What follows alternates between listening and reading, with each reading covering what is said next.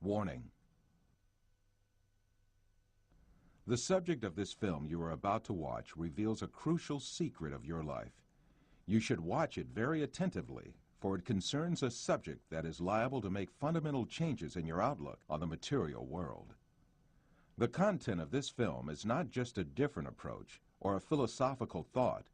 It is a fact which is also proven by science today.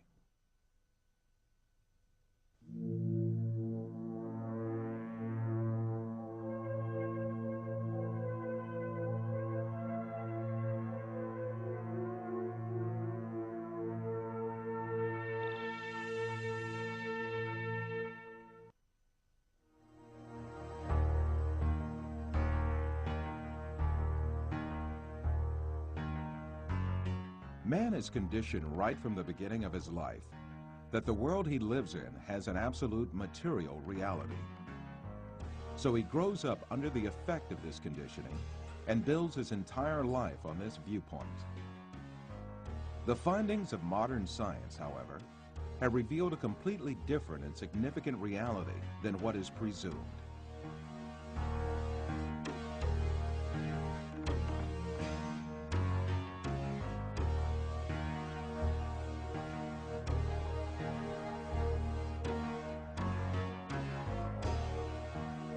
All the information that we have about the external world is conveyed to us by our five senses.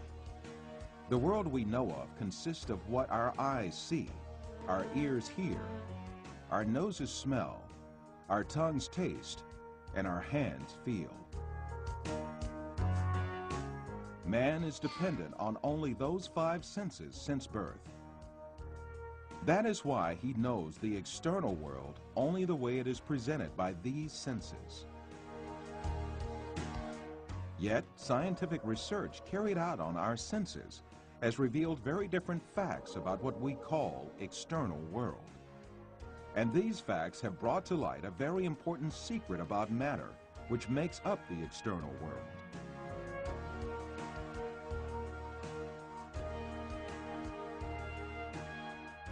Contemporary thinker Frederick Vester explains the point that science has reached on this subject. Statements of some scientists posing that man is an image, everything experienced is temporary and deceptive, and this universe is a shadow, seems to be proven by science in our day. In order to better grasp this secret behind matter, let us be reminded of our information about our sense of sight, which provides us with the most extensive information about the external world.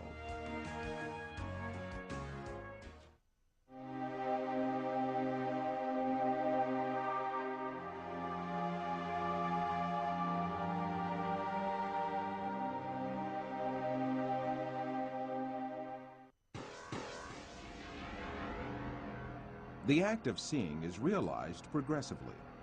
At the instance of seeing, light clusters called photons travel from the object to the eye and pass through the eye lens, where they are refracted and focus on the retina at the back of the eye.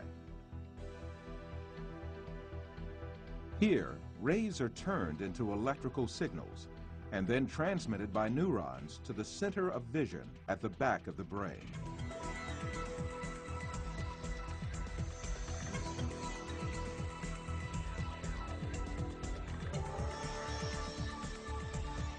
The act of seeing actually takes place in this center in the brain.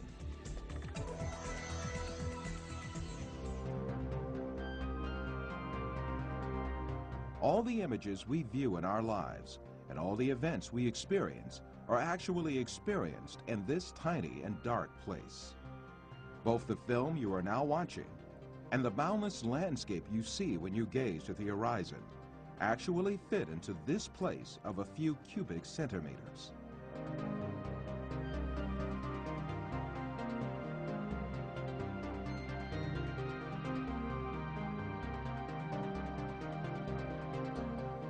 Now, let us reconsider this information more carefully.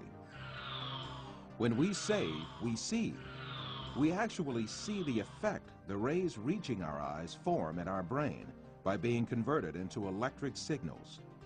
When we say we see, we actually observe the electrical signals in our brain.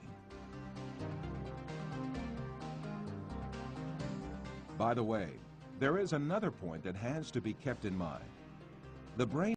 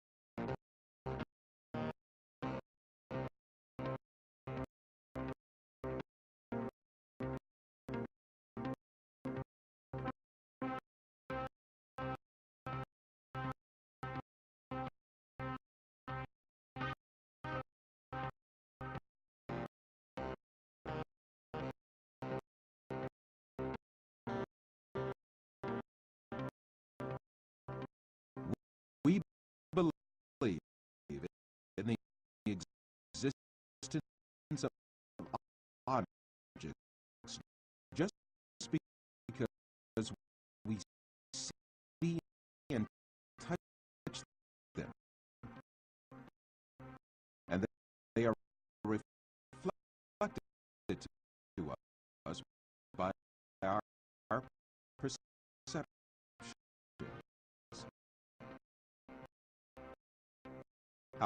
However, our perceptions are only ideas in our mind.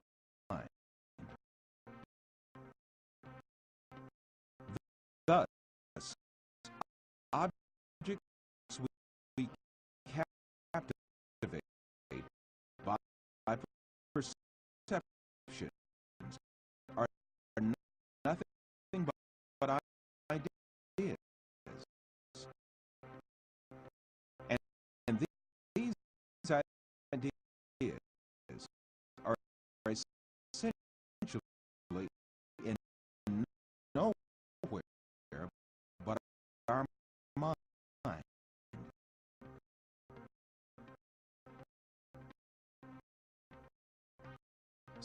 Since all these exist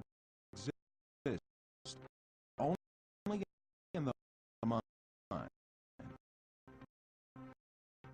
then it means that we are beguiled by deceptions when we imagine the universe and things to have an existence outside the mind.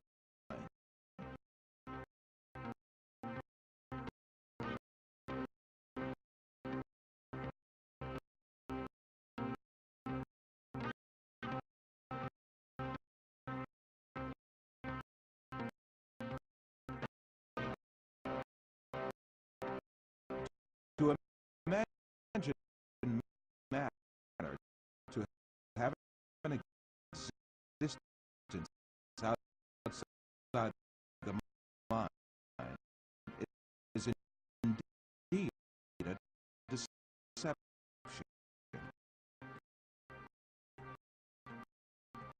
The perceptions we observe may well be coming from an artificial source.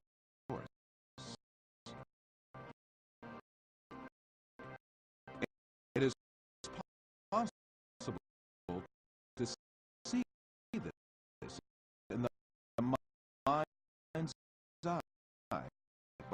by an example.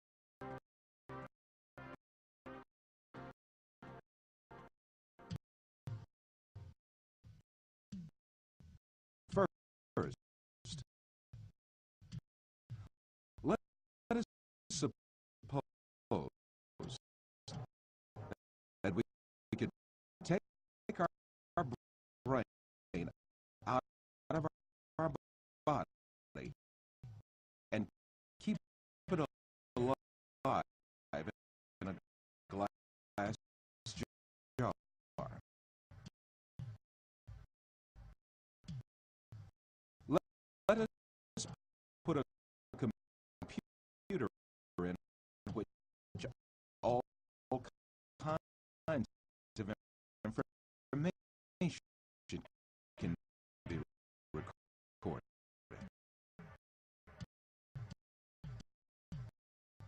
Finally, let us transmit the electrical signals of all the data related to a setting, such as image, sound, and smell, to this computer.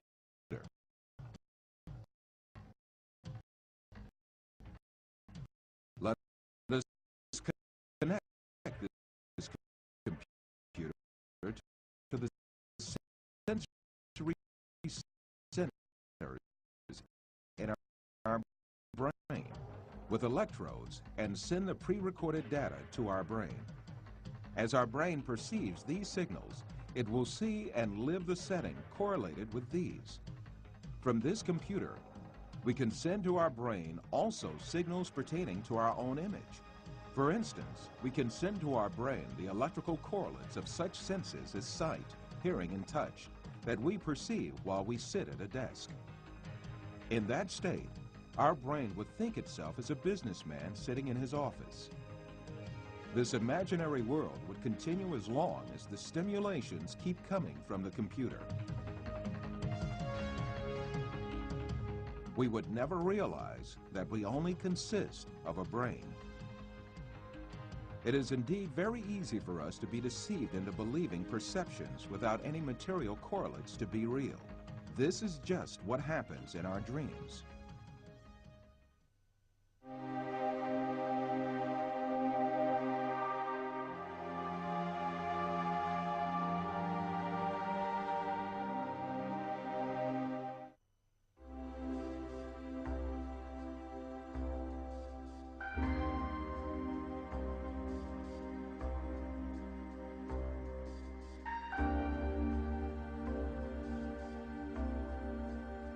For you, reality is all that can be touched with the hand and seen with the eye. In your dreams, you can also touch with your hand and see with your eye.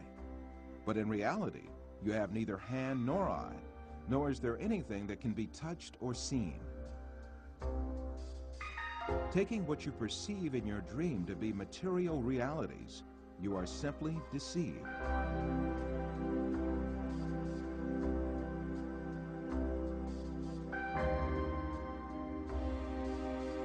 For example, a person deeply asleep in his bed may see himself in an entirely different world in his dream.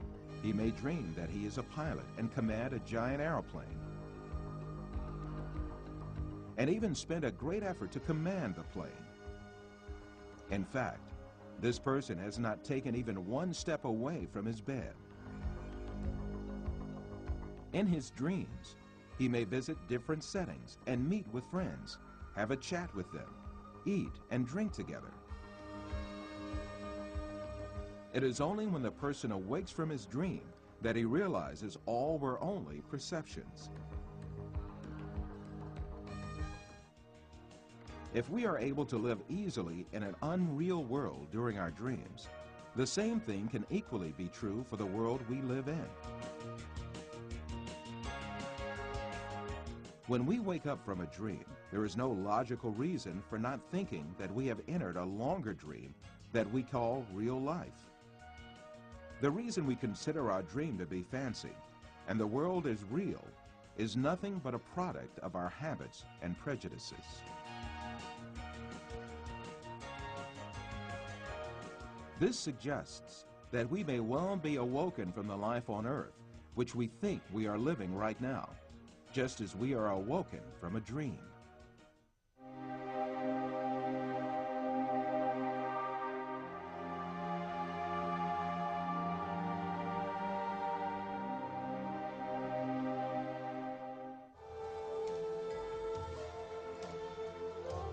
After all these physical facts arises the question of primary importance. If all physical events that we know are intrinsically perceptions, what about our brain? Since our brain is a matter just like our arms, legs, or any other object, it also must be a perception just like all other objects. An example will illuminate the subject further. Let us think that we extend the nerves reaching our brain and put it outside our head, where we can see it with our eyes. In this case, we would be able to see also our brain and touch it with our fingers. This way, we can understand that our brain is also nothing but a perception formed by the senses of vision and touch. Then, what is the will that sees, hears, and perceives all other senses if it is not the brain? Who is it that sees, hears, touches, and perceives the taste and smell? Who is this being that thinks, reasons, has feelings, and moreover that says, I am me? One of the important thinkers of our age, Karl Popper, also poses the same question. Since the Greeks, philosophers have been thinking about the ghost in the machine, the small man within the small man, etc. Where is I, the person who uses his brain?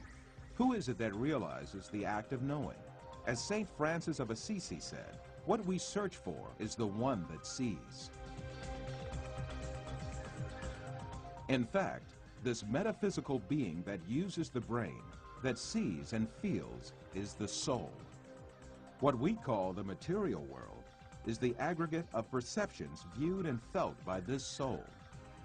Just as the bodies we possess and the material world we see in our dreams have no physical reality, the universe we occupy and the bodies we possess now also have no physical reality. The real absolute being is the soul. Matter consists merely of perceptions viewed by the soul.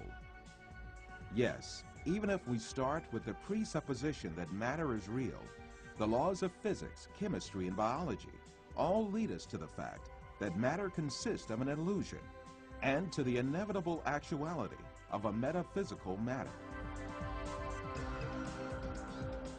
This is the secret beyond matter. This fact is so definite that it alarms some materialist scientists who think matter to be the absolute being. Science writer Lincoln Barnett says in his book, The Universe in Einstein, along with philosophers' reduction of all objective reality to a shadow world of perceptions, scientists have become aware of the alarming limitations of man's senses.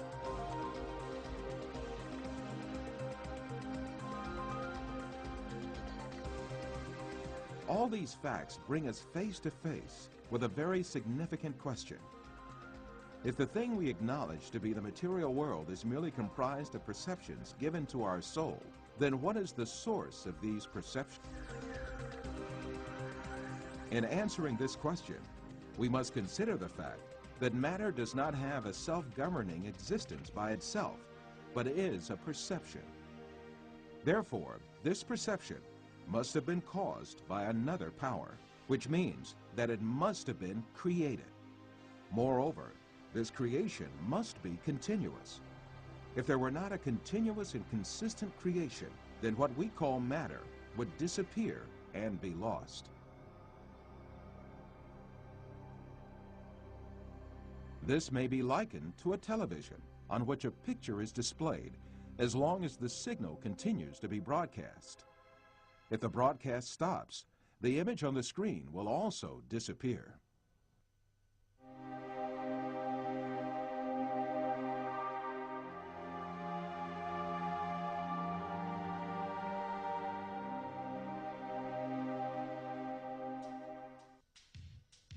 So, who makes our soul see the earth, people, plants, our bodies, and all else that we see? It is very evident that there is a superior creator who has created the entire material universe. That is, the sum of all perceptions, and continues his creation ceaselessly. Since this Creator displays such a magnificent creation, he surely has eternal power and might. All the perceptions he creates are dependent on his will, and he dominates everything he has created at any moment. This Creator is Allah, the Lord of the heavens and the earth. The only real absolute being is Allah. All things except him are shadow beings he created. This reality is explained by the great Islamic scholar, Imam Rabbani, as follows.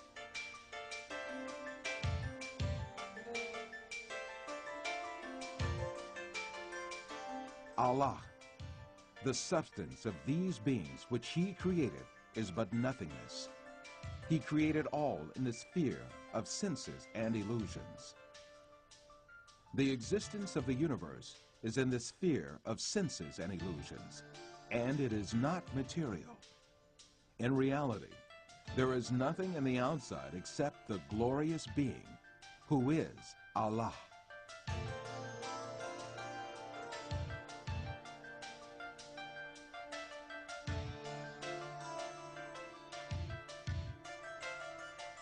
In all the four corners of this universe that is made up of perceptions is Allah's being as the only real being.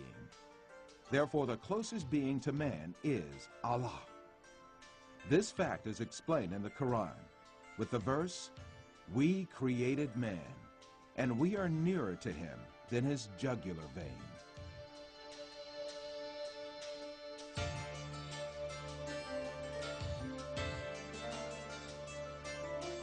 Wherever we are, Allah is with us.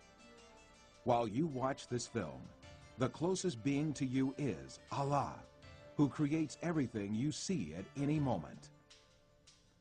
As long as Allah makes us see images and gives sensations related to this world, we continue to live in this world. When he ends the images and sensations belonging to this world, shows us the angels of death, and gives perceptions of a different dimension, this means we have died.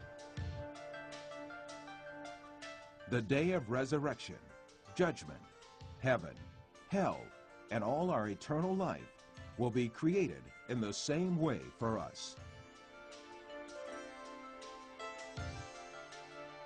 To create all these is too easy for Allah, who displays the evidence of his eternal power and infinite knowledge to us, yet in this world.